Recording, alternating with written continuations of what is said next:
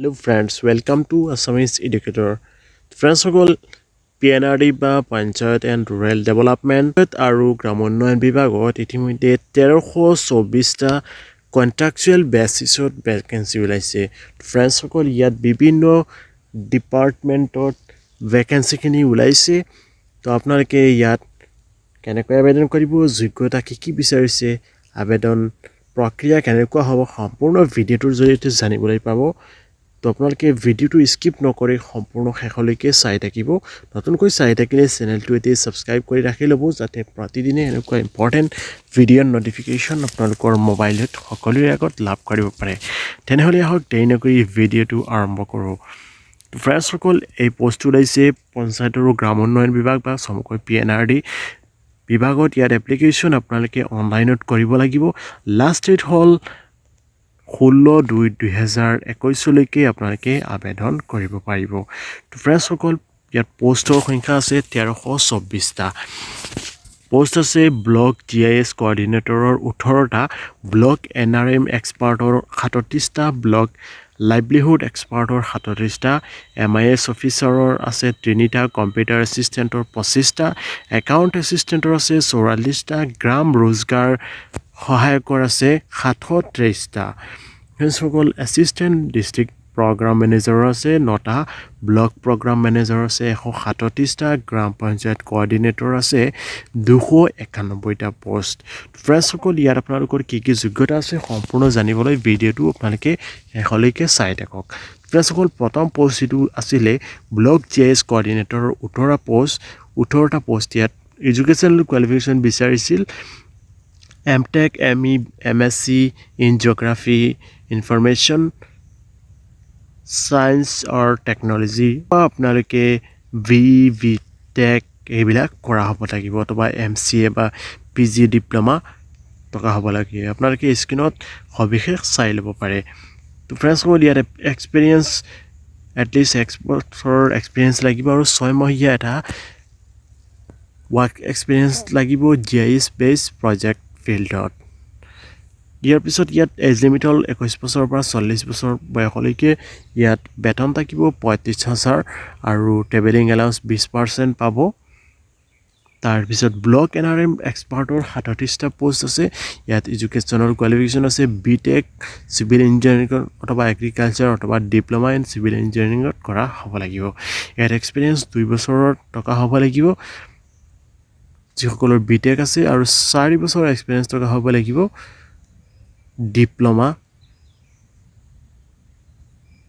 Diploma থকা সকলৰ। ইয়াত এজ লিমিট আছে 25 পৰা 40 বছৰ বয়সলৈকে। তাৰপিছত চেলাৰী আছে 30,000 টকা। ইয়াৰ পিছত পোষ্ট আছে ব্লক লাইভলিহুড এক্সপাৰ্টৰ। ইয়াত 37টা পোষ্ট আছে। তো ইয়াত মাষ্টাৰ্ছ ইন এগ্ৰিকালচাৰ অথবা ইকনমিক্স অথবা হৰ্টিকালচাৰ, এগ্ৰ'ফৰেষ্টৰী, এগ্ৰ'নমি অথবা ফৰেষ্ট্ৰীত মাষ্টাৰ্ছ কৰা হ'ব লাগিব। ইয়াত এক্সপিৰিয়েঞ্চ 2 বছৰৰ এক্সপিৰিয়েঞ্চ বিচাৰিছে ৰেপুটেড অৰ্গেনাইজেশ্যনত কাম কৰা হ'ব লাগিব, যিকোনো ৰুৰেল লাইভলিহুড ইম্প্ৰুভমেণ্টৰ আণ্ডাৰত। ইয়াত এজ লিমিট হ'ল 25 পৰা 40 বছৰলৈকে। চেলাৰী থাকিব 30,000, 20% আপোনালোকে বানচ পাব। তাৰপিছত MIS অফিচাৰৰ 3টা পোষ্ট আছে। ইয়াত এডুকেশ্যনেল কোৱালিফিকেশ্যন ডিগ্ৰী হ'ব লাগিব MCA, BCA, PGDCA degree, recognise university বা ইনষ্টিটিউশ্যনৰ পৰা 60% মাৰ্ক থকা হ'ব লাগিব। ইয়াত এক্সপিৰিয়েঞ্চ 3 বছৰৰ এক্সপিৰিয়েঞ্চ লাগিব ইনফৰমেশ্যন টেকন'লজিত।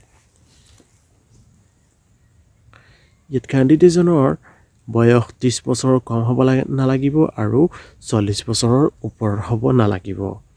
ইয়াত মান্থলি ৰিমুনাৰেশ্যন বা বেতন থাকিব 30,000 টকা।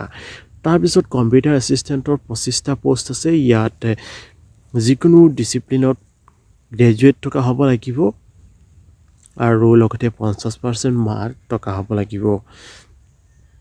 ডিষ্টেঞ্চ এডুকেশ্যনটো যদি UGC, DEC বা AICT ভেলিড হয় তেনেহ'লে সেইটো গ্ৰাহ্য হ'ব। ইয়াৰ পিছত বেছিক কম্পিউটাৰ আৰু ইণ্টাৰনেট স্কিল জনা হ'ব লাগিব। লগতে কেণ্ডিডেটজনে মাইক্ৰ'ছফ্ট ৱৰ্ড, এক্সেল আৰু মাইক্ৰ'ছফ্ট পাৱাৰ পইণ্টৰ জ্ঞান থকা হ'ব লাগিব। লগতে লোকেল লেংগুৱেজ থকা হ'ব লাগিব এক্সপিৰিয়েঞ্চ ইয়াত পিছৰ নাই ইয়াৰ পিছত কেণ্ডিডেটজনৰ বয়স 25ৰ পৰা 40 বছৰ বয়সলৈকে ইয়াত চেলাৰি থাকিব 11,250 টকা তাৰপিছত একাউণ্ট এছিষ্টেণ্টৰ 44টা পোষ্ট আছে ইয়াত এডুকেশ্যনেল কোৱালিফিকেশ্যন বিচাৰিছে বেচেলৰ ডিগ্ৰী কমাৰ্চত যিকোনো ৰিকগনাইজ ইউনিভাৰ্চিটি অথবা ইনষ্টিটিউশ্যনৰ পৰা ইয়াত আপোনালোকৰ 50% মাৰ্কছ টকা হ'ব লাগিব তাৰপিছত ডিষ্টেন্স এডুকেশ্যনটো ভেলিড কৰিছে DEC UGC বা AICTC এ ভেলিড কৰা ডিষ্টেন্স এডুকেশ্যনৰ চাৰ্টিফিকেটখনো ভেলিড থাকিব যদি কোনোবাই ডিগ্ৰী কৰিছে এক্সপিৰিয়েঞ্চ নালাগে এজ লিমিট হ'ল 30ৰ পৰা 40 বছৰলৈকে 30 বছৰৰ তলত হ'ব লাগিব আৰু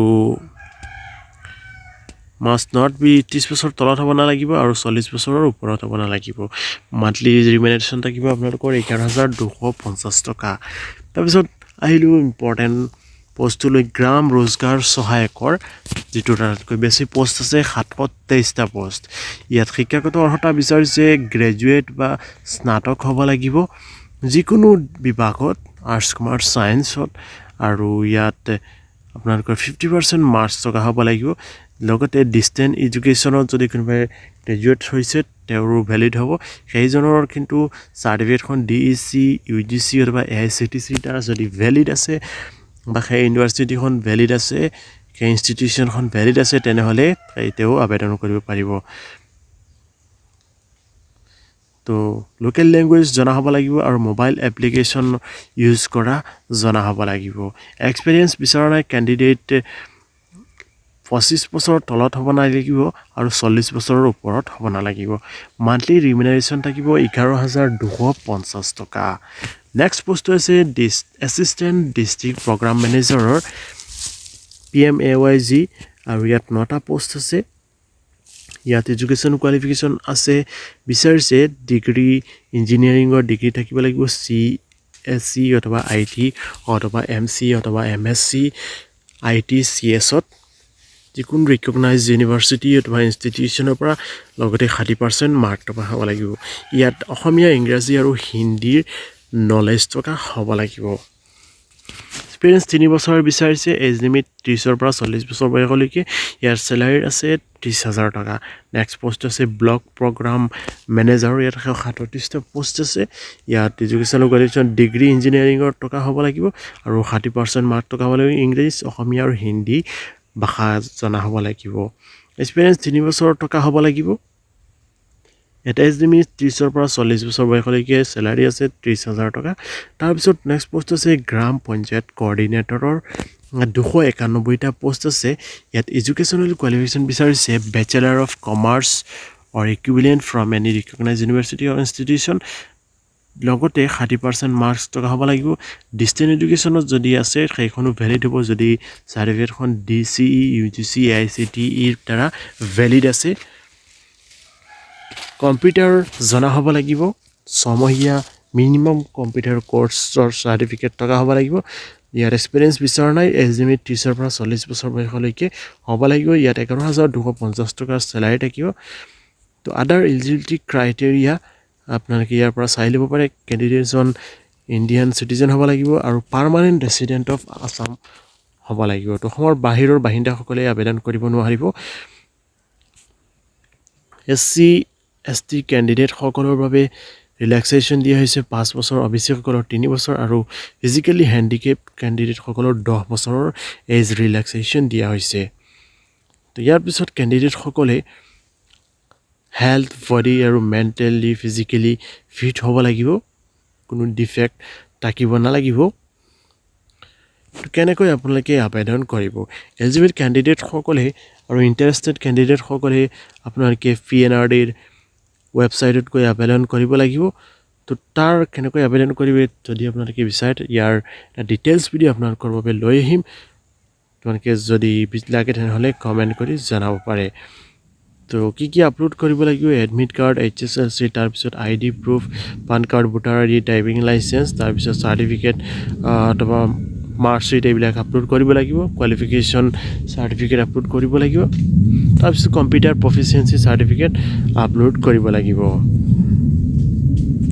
বাকি কি আপলোড কৰিব লাগে আপোনালোকে ইয়াৰ পৰা চাই ল'ব পাৰে ইয়াত আপোনালোকৰ লাষ্ট ডেট হ'ল 16 ফেব্ৰুৱাৰী 2021 আৰু ষ্টাৰ্ট হ'ব 2 ফেব্ৰুৱাৰী 2021 পৰা এতিয়া মই আপোনালোকক অফিচিয়েল নটিফিকেশ্যনখন দেখাবলৈ ওলাইছোঁ ফ্ৰেণ্ডসকল আপোনালোকে অফিচিয়েল ৱেবছাইটখন এইটো ৱেবছাইটত আহিলে পাই যাব ফ্ৰেণ্ডসকল যদি আপোনালোকে বিচাৰে তেনেহ'লে কমেণ্ট কৰিব আপোনালোকক আৰু ইয়াৰ অফিচিয়েল নটিফিকেশ্যনখন মই টেলিগ্ৰাম গ্ৰুপত দি দিম তাৰ পৰা আপোনালোকে গৈ ডাউনলোড কৰি ল'ব পাৰিব আগৰ ভিডিঅ'টো চাই আপোনালোকে নিশ্চয় উপকৃত হ'ব ভিডিঅ'টো আপোনালোকক সকলো বন্ধু বান্ধৱীলৈ শ্বেয়াৰ কৰিব কমেণ্ট কৰি জনাব পাৰে আজিৰ এই ভিডিঅ'টো কেনেকুৱা পালে যদি কিবা ভুল পান্তি পায় আৰু কিবা যদি জানিবলগীয়া আছে সেইখিনি কমেণ্ট বক্সৰ জৰিয়তে জনাব আপোনালোকৰ নিশ্চয় ৰিপ্লাই দিবলৈ চেষ্টা কৰিম এতিয়ালৈকে যদি ছাবস্ক্ৰাইব কৰা নাই তেনেহ'লে ছাবস্ক্ৰাইব কৰি আমাৰ সৰু চেণ্টাৰক য'ত সহযোগ কৰিব তেনেহ'লে আজি আহিছোঁ আপোনালোক সকলোৱে আজি দিনটো শুভ হওক মংগলময় হওক পুনৰ কালি আকৌ এটা নতুন ভিডিঅ'ত লগ পাম জয় হিন্দ জয় অসম